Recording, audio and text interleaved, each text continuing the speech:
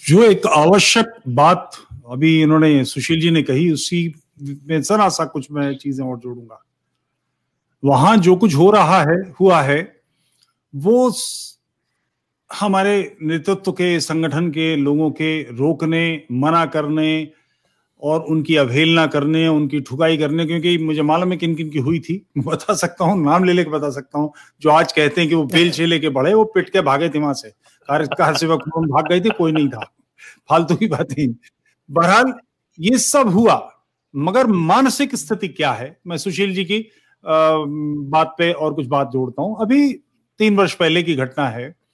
नोएडा में एक तारिक फतेह साहब का कार्यक्रम हुआ था, तो उसके जो आयोजक थे, उनके उस आयोजन में एक साहब मेरे दोस्त थे, शायर थे, तो उन्होंने कहा कि तुफैल भाई इसकी कामयाबी के लिए कुछ कर दीजिए। तो मैंने फेसबुक के थ्रू और कुछ व्हाट्सएप पर कुछ लोगों को फोन कर आके लोगों को निमंत्रित किया।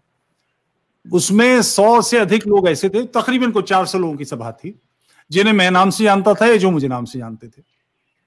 उस पूरी सभा में एक व्यक्ति वामपंथी था, केवल एक व्यक्ति, सुबोध लाल।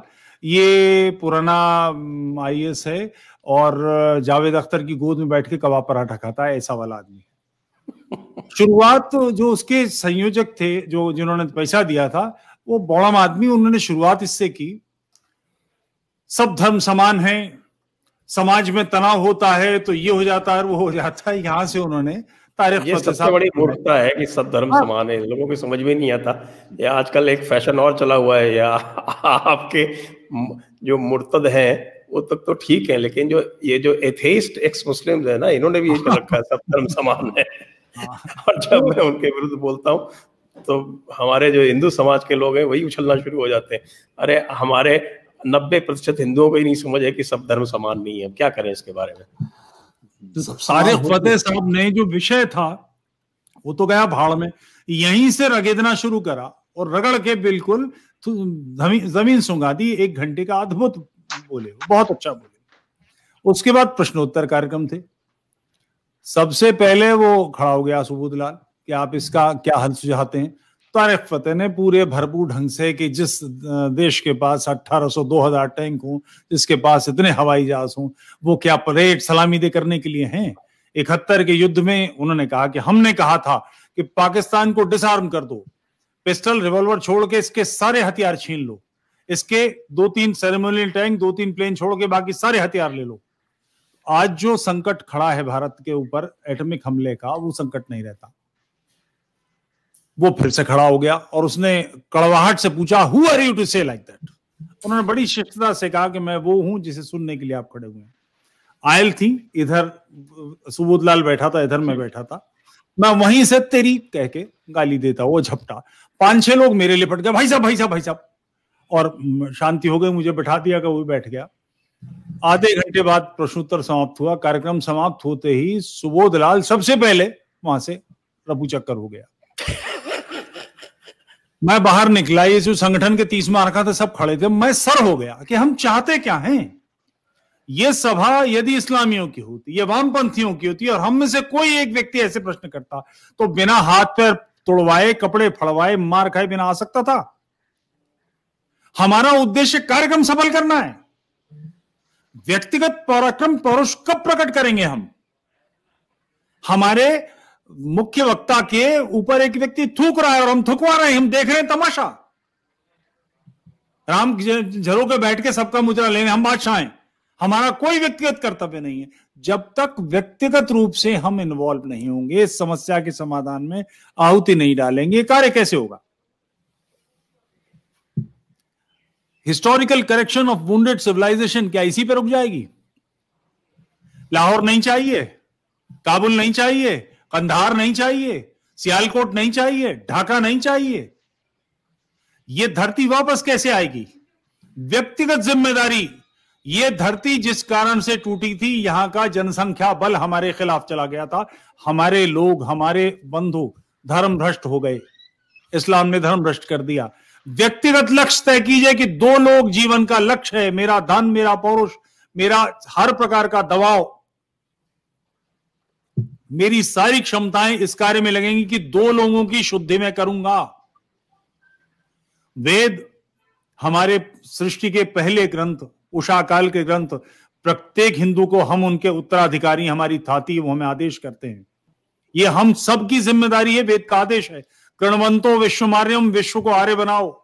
2 लोगों को जीवन का लक्ष्य के 2 लोग कम करूंगा, ये आपको सामान्य बात लग रही होगी। कल्पना करें कि 10 करोड़ लोग भारत के इस कार्य में लग जाएं, ये समस्या बचेगी? 5 साल में सारी चीज बदल जाएगी, सारी डेमोग्राफिक चेंजेस हो जाएंगे। समस्या का हल यह है, लगातार इस काम में लगिए। वो जो सब्जी बेचने वाला जाता है, उदास रहता है, कभी कभी उससे पूछा कि परेशानी क्या है? किसी इस्लामी से बात कीजिए, कोई परेशानी बताई तो कहेगा वो पीर साहब की मजार पे जाओ, वहीं चढ़ा दो। कभी आपने कहा है कि हनुमान जी के मंदिर में 11 सोमवार या 5 सोमवार लड्डू चढ़ा, तेरा काम बन जाएगा? आर्य समाज के मंदिर में तू मूर्ति पूजा नहीं मानता, ठीक, आर्य समाज के मंदिर में 10 रविवार के दिन जाके यज्ञ कर। अपनी बिटिया की इस्लामी सहेली से कहा है कि तू बेटा कहां पड़ी है, 3 तलाक जहां पर हैं बाहर आ, बीज डाले हैं, लगातार बीज डालिए। आर्थिक बहिष्कार के नारेबाजी से कुछ नहीं होने वाला। आर्थिक बहिष्कार किसी समाज का करेंगे तो वो भूखे प्यासे धरती छोड़ देंगे, जूझेंगे। लोहा लेना है तो लोहा तैयार कीजिए, इसका कोई विकल्प नहीं है। पौरुषवान बनिए। पौरुष की अभिव्यक्ति कैसे होती है थोड़ा सोचिए, तुरंत बल जल जाएगा। इसकी तैयारी कीजिए। जब तक ऐसा नहीं करेंगे बात नहीं बनने वाली। 2 लोगों की शुद्धि लक्ष्य जीवन का, ये करना ही है।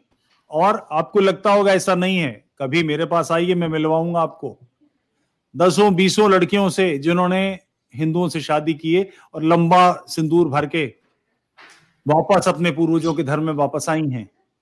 समस्या का समाधान यह है, इस समाधान को लगातार कीजिए। मैं ऐसे लड़कों से मिलवाऊंगा जो हिंदू हो गए। ऐसा नहीं है, आपको लगता होगा ऐसा संभव नहीं है, ऐसा नहीं है। अच्छा, और इस समस्या में लोगों के ध्यान में ये, क्योंकि काम करना नहीं, खामखा पहले गस्से में मक्खी डालना तो वो वाली स्थिति है कि ये इन समाज का क्या होगा, इसकी व्यवस्था भी पहले से तय है। 2 ही संगठन है भारत में जिनको शुद्धि की अनुमति है, सरकारी अनुमति चाहिए इसके लिए, एक प्रोसीजर होता है। इस काम को आर्य समाज या हिंदू महासभा करती है। आर्य समाज तो आर्य बनाता है, उसमें झंझट ही नहीं है। और हिंदू महासभा गोत्रदान की परंपरा है। वहां भाई परमानंद ने ये तय कर रखी है, कोई व्यक्ति जिसे मैं शुद्ध करूंगा तो मैं अपना गोत्र दूंगा। वो सावर्णी गोत्र का चतुर्वेदी ब्राह्मण है, ब्राह्मण बनेगी, मेरी धर्मपुत्री होगी, धर्मपुत्र होगा।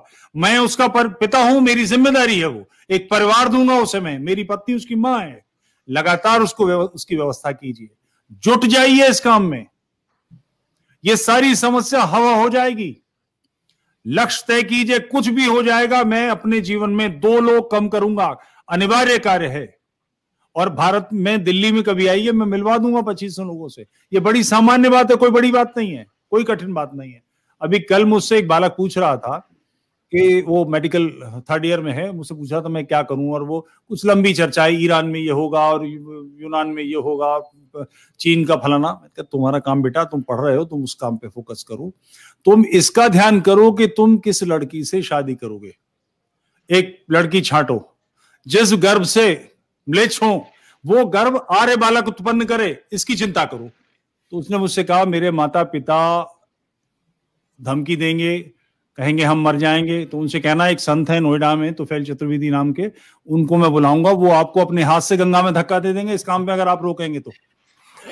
बोले तो मैं ही कर दूंगा। मैंने कहा ठीक है बेटे, यही लक्ष्य है, जो कोई रोकता है इसके विरोध में खड़े हो, मगर लक्ष्य तय कर लो कि एक कन्या को शुद्ध मैं करूंगा। लगातार काम कीजिए, क्या बड़ी बात है, समाज देख रहा है, आपके परिवार मना करते हैं, कोई समस्या नहीं। जो कुछ भी, जो तरीका हमारे पास होगा उसे इस्तेमाल करेंगे, मगर और समझाने बुझाने के चक्कर में नहीं पड़ते, ये करना है ऐसा होगा बस, कुछ चक्कर नहीं। तो ये 6 दिसंबर शौर्य दिवस संकल्प लेने का दिन है। अपने जीवन में 2 लोग कम करूंगा, ये संख्या बल आप कल्पना करें उस समाज से जो आज से 1200 साल पहले भारत पर आक्रमण करने आया था। हमारे लिए वो सिंध पर आक्रमण है। आपको ध्यान होगा कि 3-4 साल पहले जम्मू में 3 लोग आए थे जिसमें से 2 लड़के पकड़ लिए गए। वो आक्रमण किया, वो घुसपैठिए थे और वो गांव के 3 लोगों को लेकर गए जंगल में। वहां से रास्ता नहीं समझ में आ रहा था, तो बात 2 भाई उनमें जो तेजस्वी थे उन्होंने जकड़ लिए, पकड़ लिए गए। मुझे आश्चर्य होता है, और उस बच्चे का बयान सुनिए जो पाकिस्तान से आया था, उसने बयान दिया है कि मैं यहाँ हिंदुओं को मारने आया हूं, मुझे इसमें मजा आता है। उसके लिए आप यादव नहीं है, आप जाटव नहीं है, आप वाल्मीकि नहीं है, आप ब्राह्मण नहीं है, आप क्षत्रिय नहीं है, आप वैश्य नहीं है, आप उसके लिए हिंदू हैं। वो सिंध पर आक्रमण करने आता हूं, उस समय के ग्रंथ पुस्तकें उपलब्ध हैं, पत्र उपलब्ध हैं, वो भारत पर काफिरों पर हमला करने आए हैं। और आपको लगता है कि वो तो सिंध का मामला है, मेरा मामला थोड़ी है। मेरे पड़ोस के घर में कुछ होता है, मेरा मामला थोड़ी। ये हमारी कलेक्टिव कॉन्शियसनेस का हिस्सा होना चाहिए। हम पर आक्रमण है यानी मुझ पर है। इसको प्रोटेक्ट करने का एकमात्र कि मैं शत्रु समाप्त करूंगा, उसमें से लक्ष्य लीजिए 2 लोगों का। बहुत छोटा लक्ष्य है, सामान्य रूप से आज संकल्प लीजिए कि मैं ये काम करूंगा, जो भी तरीका होगा ये करूंगा। इस संकल्प के साथ हम इस विजय दिवस को अपनी धमनियों में उतारें। ये गौरव का विषय है, रक्त संचार का विषय है। हम उल्लसित हों, प्रफुल्ल हों। ये राष्ट्र की विजय का दिवस है, जब हमने साबित किया कि हम विजयी हो सकते हैं, हम परास्त कर सकते हैं। हम पर ध्वस्त करने के बाद इन्हीं नगरों से गुजरे थे, इन्हीं गलियों से गए थे, इन्हीं शहरों से गुजरे थे। हिम्मत नहीं थी किसी की। एक जगह गोधरा में हिम्मत हुई, परिणाम बाबू बजरंगी, माया कोडनानी जेल में हैं। पुण्य श्लोक हैं ये लोग, प्रातः स्मरणीय लोग हैं। वो तबीयत हरी की कि उसके बाद गुजरात, जिसके दंगे का इतिहास है, रिकॉर्ड चेक कीजिएगा, 17वीं शताब्दी में पहला हिंदू मुस्लिम दंगा अहमदाबाद में हुआ है। गुजरात में हिंदू मुस्लिम दंगे का सबसे पुराना इतिहास है। वो सारा प्रांत दंगा करना भूल गया। यह है करणीय, यह है लक्ष्य। 1 इंच नहीं सहेंगे, जरा सा दबाव हुआ भरपूर जवाब देंगे। इस लक्ष्य के साथ उठिए, इस पौरुष के साथ, इस संकल्प के साथ उठिए। भगवती अष्टभुजा जगदम्बा आपको सफलता दें। हम सब यशस्वी हों। बहुत बहुत धन्यवाद इस ओजस्वी और प्रेरणास्पद आख्यान के लिए तुफैल जी, और मार्गदर्शन के लिए।